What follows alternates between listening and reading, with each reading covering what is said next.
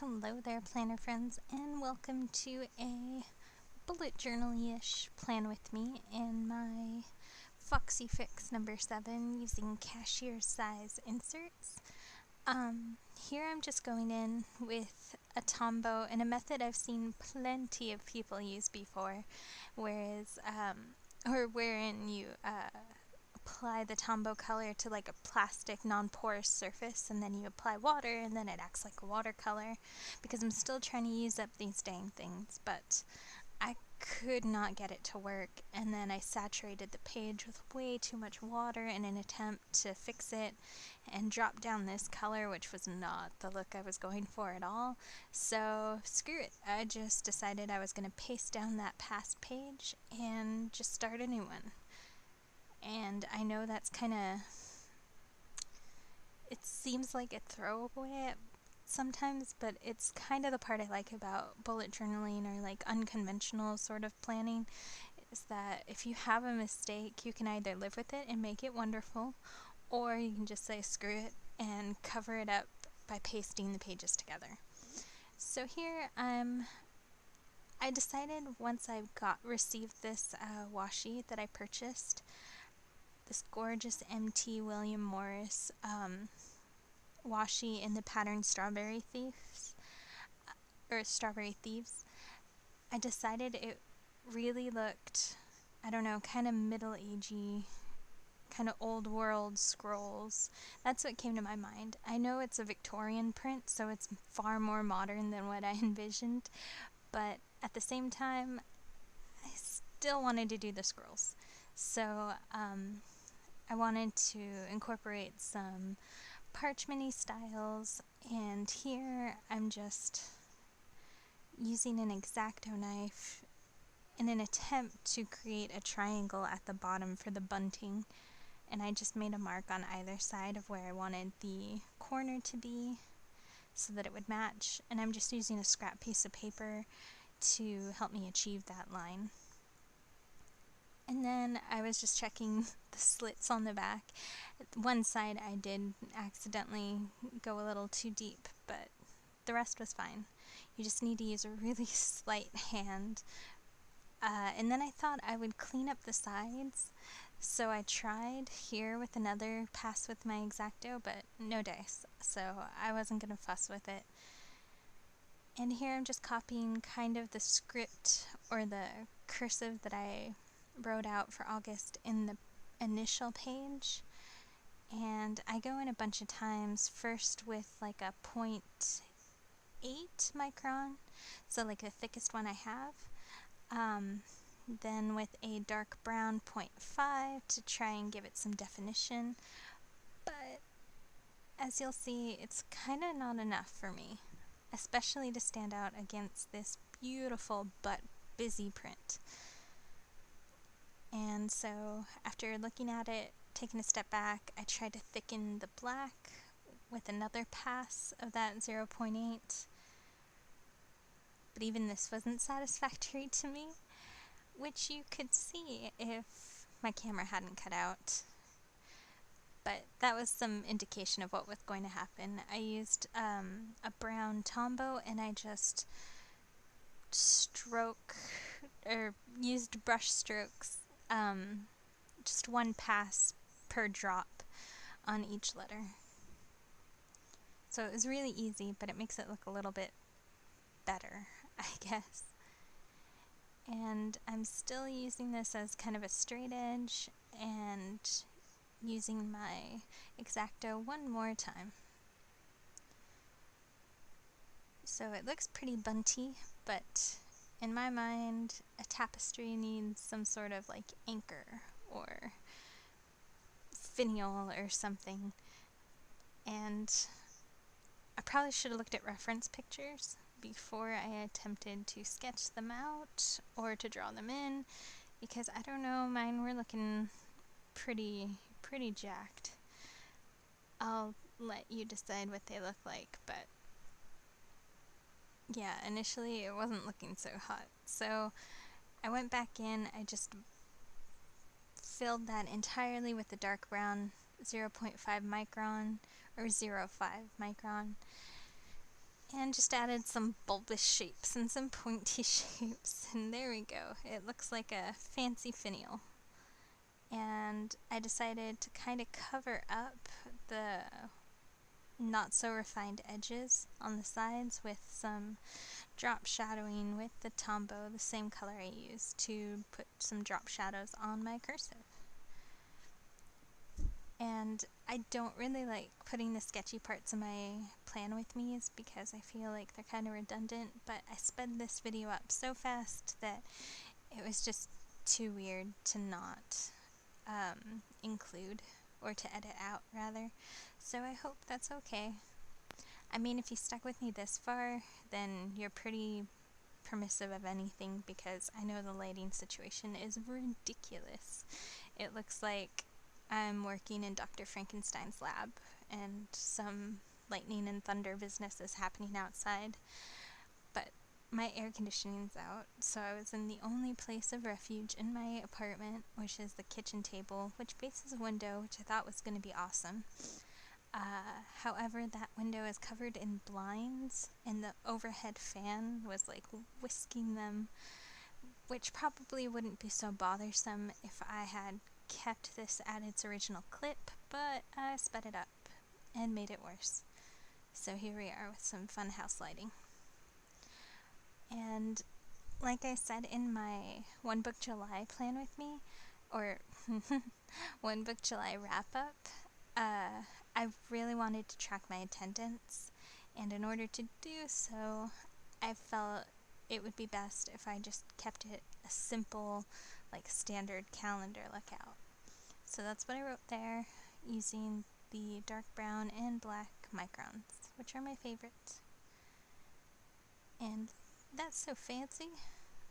And I go ahead and paste it in and clean up my mess, but of course it cut out. I've been having issues with storage space, and I record on my phone, so it's a little weird. So I apologize again. That should be the last time that happens, though, for this video. So, if you also watched my wrap-up of One Book July, I realized that I do need to track some stuff. Oop, there goes my alarm. Sorry about that, I was just making dinner. Anyways, I forgot where I was, but if you watched my One Book July walkthrough, or the final result walkthrough, you'll know that I talked about there are certain things I need to track monthly versus weekly, and one of those things was my sleep. I definitely need to track my sleep because I think I have about just over a month until school starts again, and I've been living a weird nocturnal life right now, and that's not going to gel very well once school starts again, so I need to start looking at my patterns. Plus, I get really affected by it too, understandably, I suppose. But there are certain days where they'll just be wasted, and I have no idea why, and I think it's linked to sleep. And then I'll have days where I'm completely productive, and on the surface, they don't seem to correlate with my sleep patterns, because it's not like I'm really down on a day that I sleep fully, or that I'm really productive on a day that I sleep fully. It seems different, so I need to take a look at that in the long run, so a longer graph type tracker I think will work here. And then I just want to see how I'm spending my time, or at least see how I feel. So I incorporated a mood tracker, and then some things that I wanted to actually accomplish throughout this month.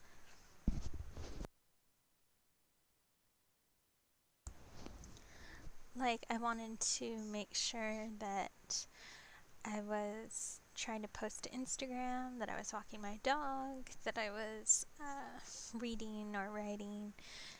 I wanted to track when I posted to YouTube and all that fun stuff.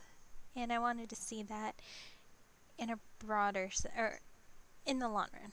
I wanted to look at it as a complete picture rather than trying to collect all of my monthly data and then plug it into a graph further down at the end of August. No one's got time for that. But just a second a day to color code in or to just cross off a box, we have time for that. So here I am going in with that same Tombow. It's the 990. I really like this color. It's the only one that I seem to like. And I'm getting a little bit more familiar with it and using its properties to kind of like shade it in. And then at the bottom here, I couldn't think of anything else I really wanted to do. This would be the perfect place for a motivational quote if you receive help from those, but I don't like quotes, so I just put some more decorative washi to kind of incorporate that whole style thing into that spread. So moving on to my actual first week spread of August. As many of you know, the 31st is fictional character Harry Potter's birthday.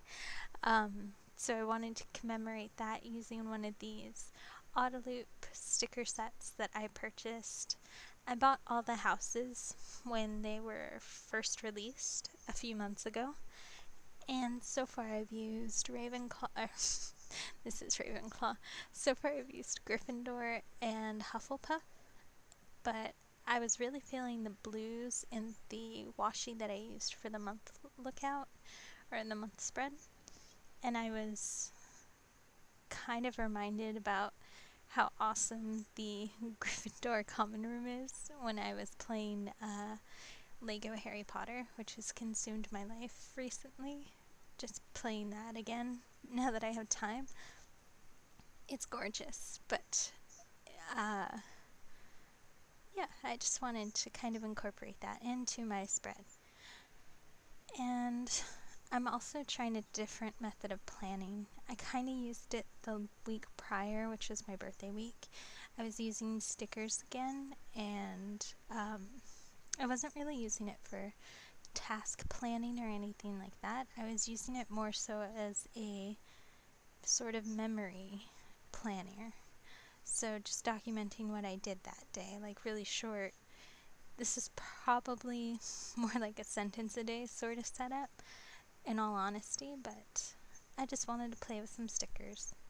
So I'm sure you can make this functional as opposed to my lack of functionality.